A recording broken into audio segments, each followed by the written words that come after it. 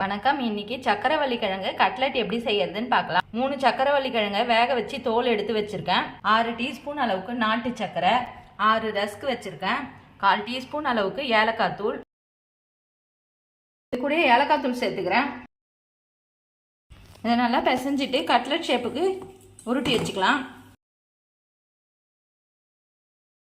சக்கரவள்ளி கிழங்கு சாப்பிடாத குழந்தைங்களுக்கு இந்த மாதிரி செஞ்சு கொடுங்க.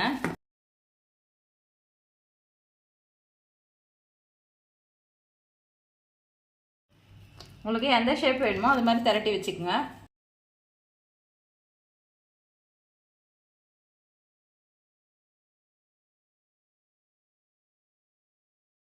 மிக்ஸி ஜாரில் போட்டு அரைச்சி எடுத்துக்கிறேன்.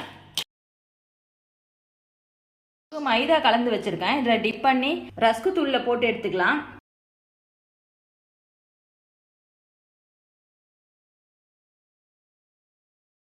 கோல்டன் ப்ரௌன் ஆன பிறகு எடுத்துடலாம்.